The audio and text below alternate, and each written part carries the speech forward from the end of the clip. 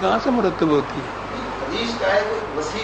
اس سے ہی سنت مرتب ہوتی ہے نا جی.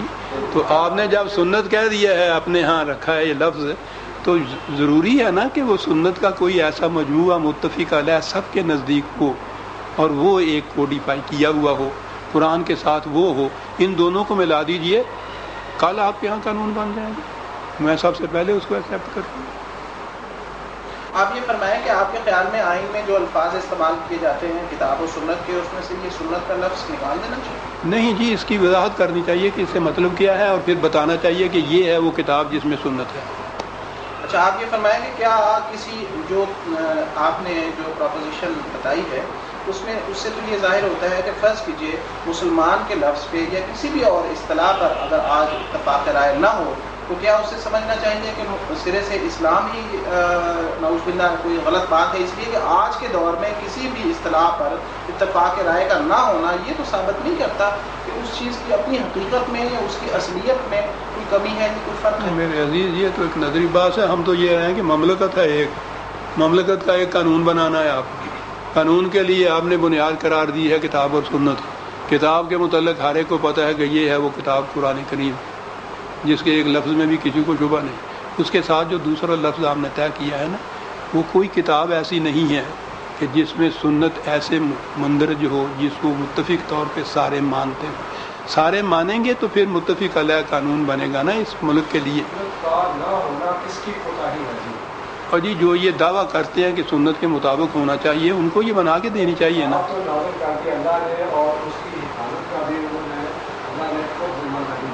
جی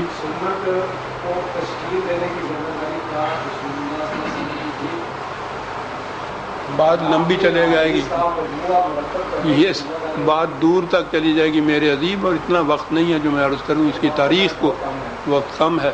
میں آج بات لیتا ہوں کہ آج تو آپ کے ہاں کوئی ایسی کتاب نہیں ہے نا سنت کی کہ جو تمام فرقوں کے نزدیک متفق علیہ ہو، ہے نا یہ بات. تو جب تک یہ نہ ہو اور جی آپ نے جب آگے چلنا ہے مملکت کے لیے قانون بنانے کے لیے، تو اس وقت آپ کے ہاں جو بنیاد ہے قانون کی وہ تو آپ کے یہاں متعین ہونی چاہیے. جس طرح آپ فرما رہے ہیں اگر اس قسم کی کوئی ایک کتاب مرتب کی جائے تو ہو سکتا ہے، میں فرض کی یہ بات کرتا ہوں کہ اگر حکومت اپنی سرکردگی میں کچھ لوگوں کو بلائے اور جس طرح سے آپ فرما رہے ہیں وہ ایک کتاب مرتب کروائے، تو ہو سکتا ہے آپ اس سے اختلاف کریں اور بہت سے لوگ اختلاف کریں. لہٰذا اگر اس بات کو مشروط قرار دے دیا جائے کہ پاکستان میں سبھی لوگ اس سے ایک پروپوزیشن سے جب تک متفق نہیں ہوں گے اور جب تک ایک ایسی کتاب نہیں آئے گی تب تک دین کے نفاذ کا کام نہیں ہو سکے گا، یہ تو پھر کبھی بھی نہیں ہو سکے گا. چلیے تو میرا سوال پھر الٹ کے لے لیجئے کہ موجودہ شکل میں کتاب و سنت تو آپ نے رکھی ہوئی ہے نا، اس کے مطابق کیسے قانون بنے گا؟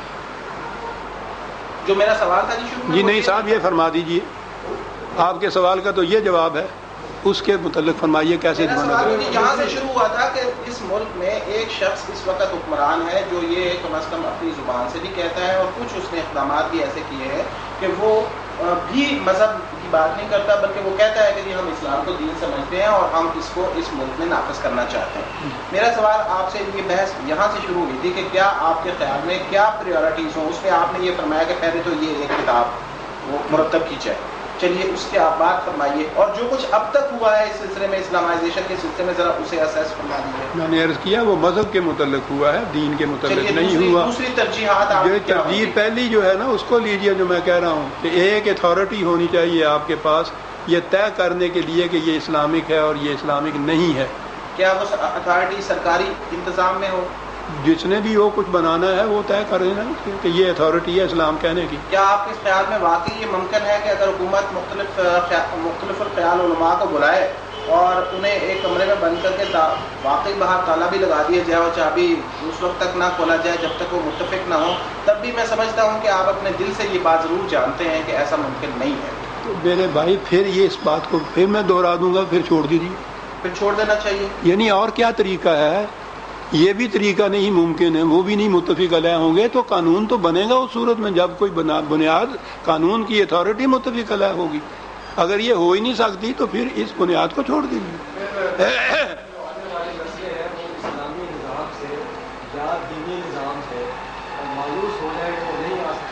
اس وقت مایوس ہو رہی ہیں آپ تو، آنے والی نسلیں کہہ رہے ہیں آپ کی موجودہ نسلیں اس وقت مایوس ہو رہی ہیں، سرکش ہو رہی ہیں.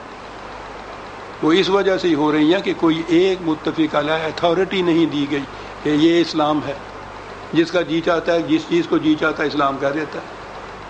موجودہ نسل جو ہے وہ روز سوچتی ہے کہ صاحب یہ کیا اسلام ہے. نظریاتی کونسل کو یہ درجہ دیا جا سکتا ہے؟ جی نہیں صاحب، وہ تو مذہب کے پابند ہے، اس کو تو دین سے تعلق نہیں. تو وہ کون لوگ ہوں گے؟ لوگ نہیں میرے بھائی، وہ چیز کیا ہوگی جس کے مطابق کہا جائے گا کہ یہ اس کے مطابق ہے تو اسلامی ہے. لوگ نہیں. جی صاحب نہیں، اتھارٹی بنیادی بدلی جائے، اور بنیادی اتھارٹی میں نے عرض کیا ہے سب سے پہلے. طے ہو جاتا ہے کہ قرآن مجید جی جی جی وہ لوگ کون ہوں گے جو بیٹھ کے قرآن مجید سے یہی ہوں، کوئی ہوں کسے باشد، لوگوں سے کوئی واسطہ نہیں پھر.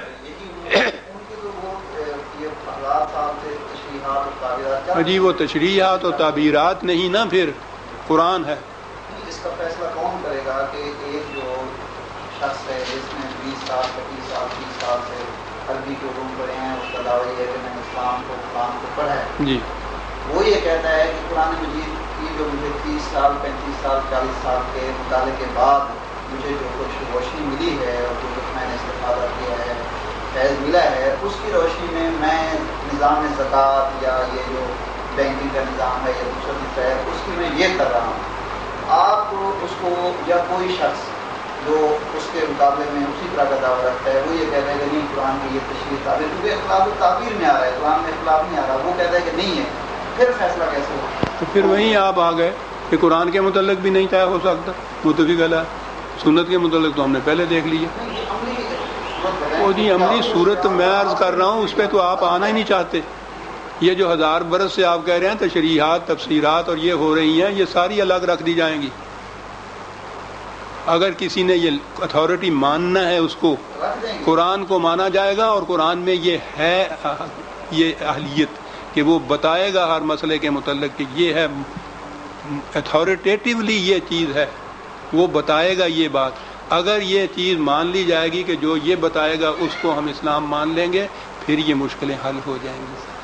اچھا، یہ اگلا میرا سوال یہ ہے جی کہ اس ملک میں جماعت اسلامی کے نام سے ایک جماعت موجود ہے جس کے سربراہ مولانا مولودی مرحوم تھے، اور اس جماعت کا دعویٰ بھی ہے، اور پڑھے لکھے طبقے میں بہت سے لوگ اسے کی کتابوں کے بارے میں اور اس کے کام کے بارے میں یہ سمجھتے ہیں کہ انہوں نے نفاذ اسلام کے سلسلے میں کچھ کام کیا ہے، اور شاید زبانی طور پر ہی صحیح، بہرحال وہ بھی یہ کلیم کرتے ہیں کہ وہ اسلام کو ایک دین سمجھتے ہیں، اور اسلام کا نظریہ سیاست اور اسلام کا نظریہ معیشت اور اس حوالے سے آج کے تمام مسائل کا ان کے پاس کوئی ریسرچ میں حل موجود ہے. آپ اپنے طور پر آپ نے جو مطالعہ کیا ہے، آپ ان کی تمام کاوش کو کس طرح سے اسیس کرتے ہیں؟ وہ ان کی کاوش سیاسی کاوش تھی. اسلام کے متعلق جو وہ کہتے تھے وہ مذہب تھا. وہ مذہب تھا. آپ سمجھتے ہیں کہ انہوں نے بھی اس کو دین کے طور پر نہیں. اچھا، آپ یہ فرمائیے کہ فرض کیجئے جس طرح سے آپ نے پریورٹیز جب مرتب کر رہے تھے، ہم تو آپ نے کہا کہ شروع میں یہ ہونا چاہیے یہ ہونا چاہیے، آپ اس ملک کے موجودہ حکمران کو کیا مشورہ دیں گے کہ اگر وہ نیک نیتی سے کام کرنا چاہتا ہے تو سب سے پہلے اس قسم کا ادارہ بنائے اور یہ کام کرے؟ آئین سازی کا کام آپ چاہتے ہیں کہ وہ سب سے پہلے کرے؟ جی، سب سے پہلے وہ یہ طے کرے کہ اتھارٹی کیا ہوگی کسی چیز کے اسلام میں. چلیے وہ طے کر لی، اس کے بس جی اس کے بعد پھر وہ ملک کے لیے آئین پہلے بننا تھا نا. جی بالکل، آئین بن گیا. اس کے بعد جو بات ہے کہ اسلام کا جو ابتدائی شکل ہمیں نظر آتی ہے خلافت راشدہ میں، اس میں تو حکمران کے آنے کا طریقہ چاروں خلفاء کے سلسلے میں جی آپ تاریخ میں چلے گئے، آپ اس تاریخ کو چھوڑ دیجئے کہ کیا طریقہ تھا. حکومت کیسے بنے گی؟ وہ جی ہے وہ قرآن یعنی میں نے عرض کیا کہ اگر وہ حکمران یہ طے کر لے گا نا کہ میں قرآن کے تابع چلتا ہوں، یہ مشکلیں حل ہو جائیں گی. یہ تو بات بہت ہی تھیوریٹیکل سی لگتی ہے. آپ کو لگتی ہوگی، مجھے نہیں لگتی. جو کچھ آپ بنا رہے ہیں وہ تو بن گئی، لیکن حکمران کون ہوگا، کہاں سے آئے گا؟ آپ فرما رہے ہیں موجودہ حکمران اگر آپ مجھ سے یہ کہیں تو قابل قبول ہوگا. جی مجھے سوال ہی نہیں ہے کون ہوگا یا کون نہیں. مجھے وہ قابل قبول ہوگا یہ کہے کہ میں قرآن خالص کو اتھارٹی مانتا ہوں اسلام کے متعلق، وہ شخص قابل قبول ہوگا. یہ ہو جائے، یہی صاحب یہ کہیں کہ ٹھیک ہے، یہ ٹھیک ہے، میں اس کو ایگزیکیوٹ بھی کرتا ہوں، بالکل ٹھیک ہے. پھر ہمیں نزدیک قابل قبول ہوگا. جی قابل قبول ہوگا، اور جو بات بھی قرآن کے خلاف وہ کرے گا اس کے متعلق ہم فوراً چیلنج کر دیں گے اس کو. اچھا ایک سیکنڈ، اس کو آپ یہ سمجھتے ہیں کہ اگر وہ قرآن حکیم کے خلاف کوئی کام کرے گا یا جو آپ ایک مرتبہ ضابطہ یا آئین مرتب کروانا چاہتے ہیں اس کے خلاف کرے گا تو آپ اس کو چیلنج کر سکیں گے؟ یہ چیلنج آپ کے خیال میں